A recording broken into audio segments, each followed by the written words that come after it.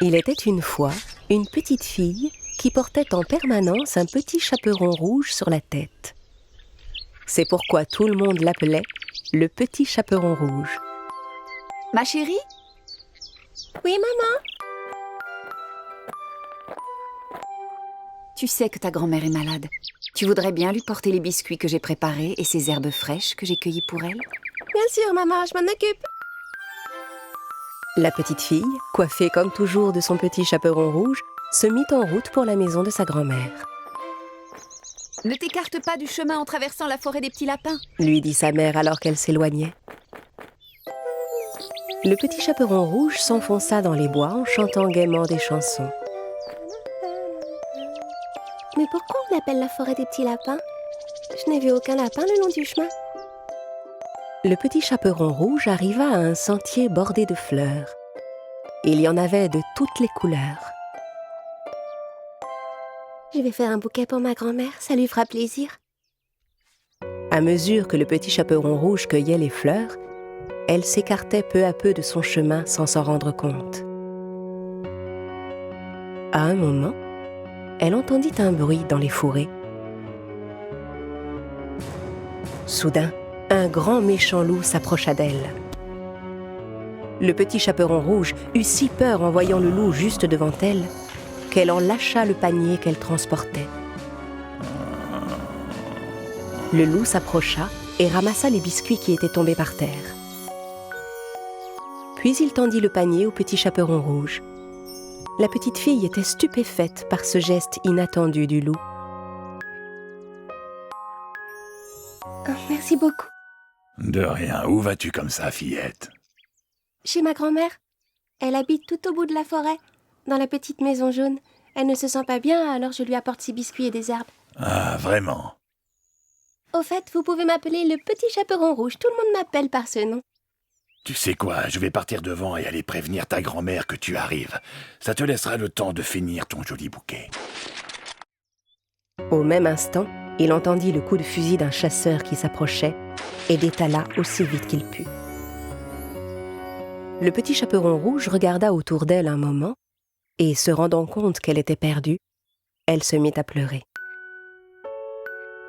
Entendant ses pleurs, le chasseur s'approcha et vint à sa rencontre. « Qu'est-ce que tu fais toute seule ici, fillette? C'est très dangereux, ces bois. Je sais de quoi je parle, crois-moi. Je suis à la recherche d'un grand méchant loup qui rôde par ici depuis un bon bout de temps. » Le petit chaperon rouge était tout honteuse de ne pas avoir écouté sa maman et de s'être écartée du chemin en traversant la forêt. C'est pourquoi elle n'osa pas dire au chasseur qu'elle avait rencontré le loup. Oui, mais je voulais juste apporter des biscuits à ma grand-mère de l'autre côté de la forêt et je me suis perdue. Dans ce cas, petite, je vais t'accompagner jusque chez elle. Et ensemble, ils se remirent en chemin. Au même moment, le loup prit un raccourci à travers les bois et arriva à la maison de la grand-mère. Il frappa à la porte. La grand-mère appela de l'intérieur. Qui est là? Le loup transforma sa voix. C'est moi, grand-mère, le petit chaperon rouge. Je t'apporte des biscuits et des herbes fraîches ramassées dans les bois. La porte est ouverte, ma chérie, tu peux entrer. Le loup, qui se réjouissait déjà, poussa la porte et entra.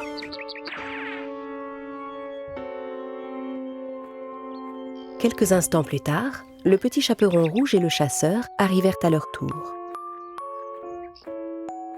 « Maintenant, va, ma petite. Cours vite retrouver ta grand-mère à l'intérieur. » Le chasseur reprit sa route de son côté. Le petit chaperon rouge frappa à la porte et entendit sa grand-mère appeler de l'intérieur. Qui est là? C'est moi, grand-mère, le petit chaperon rouge. La porte est ouverte, ma chérie. Tu peux entrer.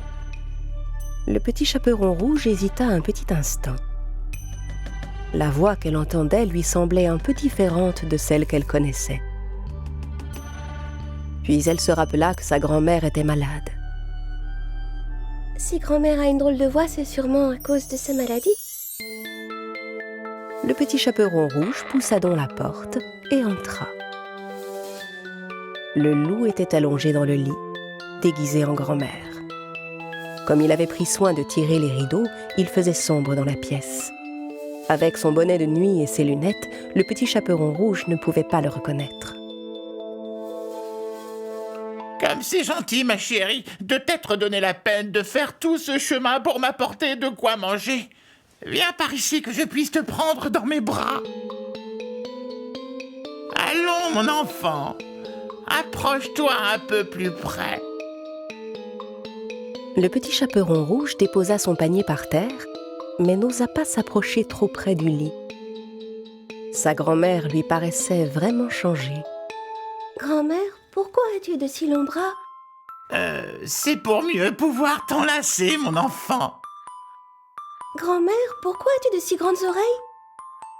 Eh bien, c'est pour mieux t'entendre, mon enfant. Mais grand-mère, pourquoi as-tu de si gros yeux? Mais voyons, c'est pour mieux te voir, mon enfant. Dis grand-mère, pourquoi as-tu des dents pointues? Allons, ça va de soi, c'est pour mieux te manger, mon enfant. Le loup sauta hors du lit et se rua sur le petit chaperon rouge. La fillette comprit alors que ce n'était pas sa grand-mère qu'elle avait trouvée dans son lit, mais le grand méchant loup qu'elle avait rencontré en chemin. Heureusement, le chasseur entendit les cris du petit chaperon rouge. Et il se précipita vers la maison. Il entra chez la grand-mère et assomma le loup aussitôt. J'y ai mis le temps, mais je t'ai enfin eu, mon grand méchant loup. Cette fois, tu es entre mes mains. Le chasseur ouvrit le ventre de l'animal et délivra la grand-mère. Merci, monsieur le chasseur, vous nous avez sauvé la vie. Ce n'est rien, voyons. Mais tu dois me promettre qu'à l'avenir, tu ne désobéiras plus jamais comme ça à ta maman, ma petite.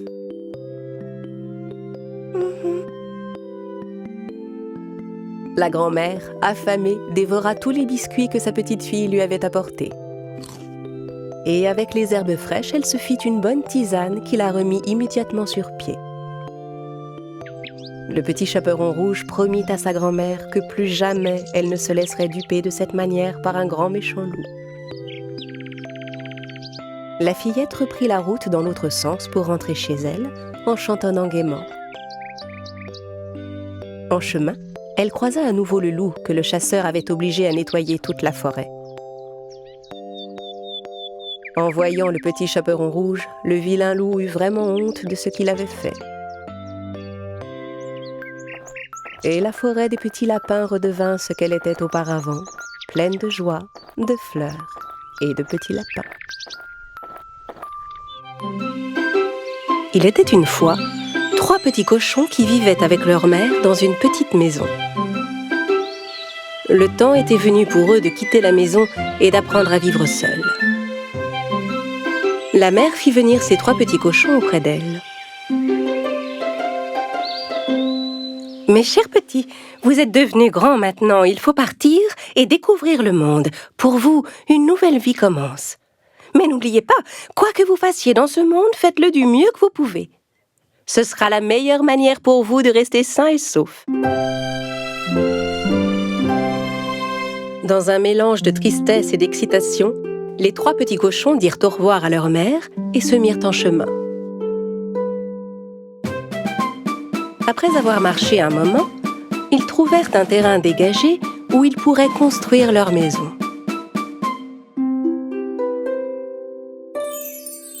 Le plus jeune des cochons décida de construire sa maison en paille. Il se disait que c'était le moyen le plus facile et le plus rapide de construire une maison, et que ça lui laisserait tout le temps de jouer. Le petit cochon construisit sa maison en une seule journée. Il dit alors à ses frères: « Hé les gars, j'ai déjà terminé, moi, regardez !» L'aîné jeta un œil à la maison. « Oui, mais ta maison n'a pas l'air solide du tout. Comment elle te protégera du méchant loup ?» Le petit cochon ne fit aucun cas de la remarque de son grand frère. « Ne t'inquiète pas, il ne nous arrivera rien. Peut-être, mais tu ne pourras pas dire que je ne t'ai pas prévenu. » Le deuxième cochon décida de faire sa maison en bois. Il ramassa des branches dans la forêt et commença à se construire une petite cabane. Il mit exactement 3 jours à la construire. Cette maison semblait un peu plus solide que celle en paille. L'aîné des cochons vint le voir. « Mon cher petit frère, j'ai vu que tu avais bien travaillé pendant ces 3 jours, mais ta maison n'a pas l'air du tout solide. Comment elle te protégera du méchant loup ?» Le cadet répondit à son frère. « Ne t'en fais pas, cette maison est vraiment sûre. »« Peut-être, mais tu ne pourras pas dire que je ne t'ai pas prévenu. » Pendant que les 2 plus jeunes petits cochons s'amusaient et se reposaient dans leur toute nouvelle maison, l'aîné, lui, ne cessait de travailler. Il avait entrepris de construire sa maison en pierre et en briques. Ses 2 petits frères ne voyaient pas l'intérêt de faire autant d'efforts. Ils passaient leur temps à jouer et à se distraire.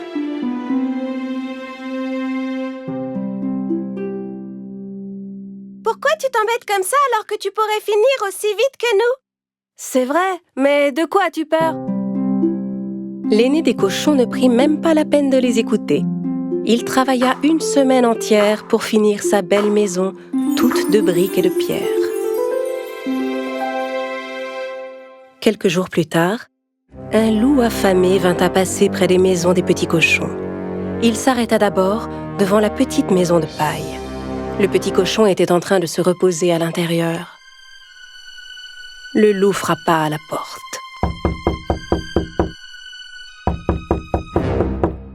« Ouvre cette porte et laisse-moi entrer. Sinon, j'inspirerai à fond, gonflerai mes poumons et soufflerai ta maison. » « Tu ne peux rien me faire! Ma maison est bien assez solide! » Alors le loup inspira à fond, gonfla ses poumons et souffla la maison. Heureusement, le petit cochon réussit à s'échapper. Il courut aussi vite qu'il put jusqu'à la maison en bois de son frère. Il frappa à la porte. Quand son grand frère vint lui ouvrir, le petit cochon se précipita à l'intérieur de la maison. « Ferme la porte, ou le loup va entrer !»« Ne t'inquiète pas, il ne peut rien nous faire dans cette maison. » Au bout de quelques instants, le loup arriva devant la cabane du deuxième cochon et lui cria « Ouvre cette porte et laisse-moi entrer. Sinon, j'inspirerai à fond, gonflerai mes poumons et soufflerai ta maison. » « Tu ne pourras jamais souffler ma maison !» Alors le loup inspira à fond, gonfla ses poumons et souffla la maison. Les 2 petits cochons échappèrent de justesse au loup et coururent se réfugier dans la maison de leur grand frère. « Grand frère, le loup vient par ici, qu'est-ce qu'on va faire ?» L'aîné répondit alors d'un air assuré. « Ne vous en faites pas, le loup ne peut pas entrer dans cette maison. » Au bout de quelques instants, le loup affamé arriva devant la maison du 3e cochon, faite de briques et de pierre.